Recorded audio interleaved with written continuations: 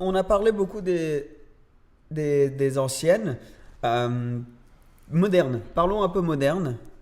Parce qu'on va rester typé auto, mais j'ai envie de parler. Une voiture dont je me suis dit ça pourrait être intéressant de discuter, c'est la GT3.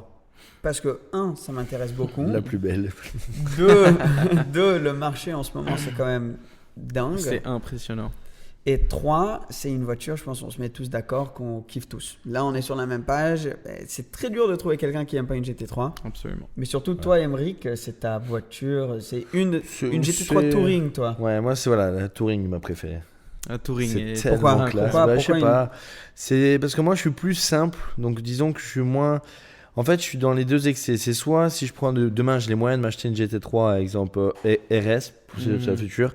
Là, je mettrais peut-être un violet, quelque chose, tu vois, un peu provocateur. Mais sur la Touring ou sur une 911, je suis plus sobre. Je vois plus un gris, jante noire, tu vois, plus. Et c'est ça que j'aime. Moi, je suis plus sobre en général.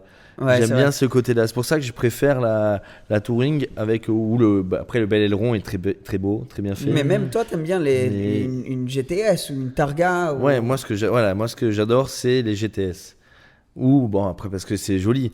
Après c'est vrai que la Turbo S c'est le top du top. Mais une GTS, si à choisir là demain je peux choisir, je prendrais une belle GTS. Ouais. Parce que c'est plus sobre, mais c'est sportif, mais c'est sobre. Ça pousse bien aussi, une GTS. Ça pousse très bien. C'est assez impressionnant, on s'y attend pas, mais une GTS. J'ai jamais conduit encore de GTS. C'est compétitif. La nouvelle, ils ont sorti donc la 992 GTS et ils ont fait un super gros pas où, en fait, donc maintenant la GTS c'est un peu la voiture où tu peux la configurer pour être ce que tu as envie.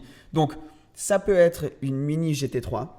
Donc, tu la configures avec boîte manu, tu la configures avec intérieur Alcantara, tu la configures avec les sièges baquets qui soient légers, tu as un pack de légèreté, donc la voiture va être légère et c'est une mini GT3 Touring. Franchement, ou ça peut être une mini turbo, tu la configures PDK, tous les luxes à l'intérieur, frein céramique, etc.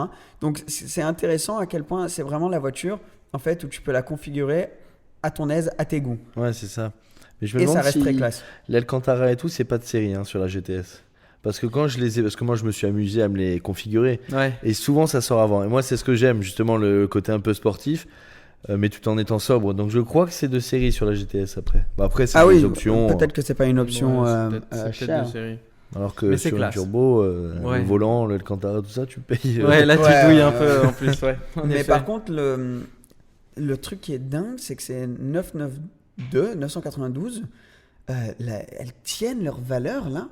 Parce qu'il y a tous ces délais. Comme il y a ces sur délais, c'est... La GT3 en ce moment, c'est 100 000 euros en plus facilement. Facilement que le prix de vente au départ. 100 000 euros. À ce point. Tu regardes une GT3 à la vente, c'est 140 000 pounds. Donc c'est à peu près, pardon, toutes les devises. 180 000 euros, je crois, non? Oui, allez, un petit peu moins, un tout petit peu moins.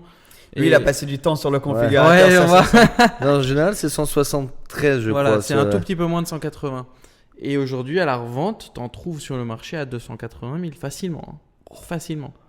Ah ouais. C'est impressionnant. Parce qu'il y en a pas. Tu peux pas. Maintenant, t'en commandes une, tu la reçois dans tellement longtemps. Donc, tu payes une prime pour... Et donc, tu payes une prime pour l'avoir maintenant. Et 2, tu payes une prime parce que beaucoup de gens pensent que ça va continuer à monter. Exact. Donc, tu payes une prime et peut-être dans quelques mois, tu la revends pour plus. Mais honnêtement, les 991.2... de ça, t'en trouves et aujourd'hui les prix sont beaucoup moins chers mais même les 991.2 sont remontés un petit peu. Oui, ça remonte un peu. À ce que j'ai cru voir.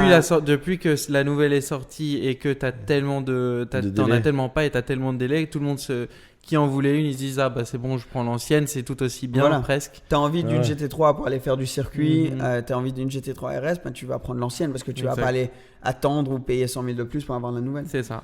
Mais même ma Turbo S, elle a gardé, voire elle est montée en valeur parce que les nouvelles Turbo S sont impossibles à avoir. Et historiquement, les Turbo S, c'est une voiture qui descend en valeur parce que c'est pas limité, c'est pas les circuits, etc. Et là, c'est la première fois que les Turbo S, en fait, elles grimpent. Et c'est impressionnant à voir.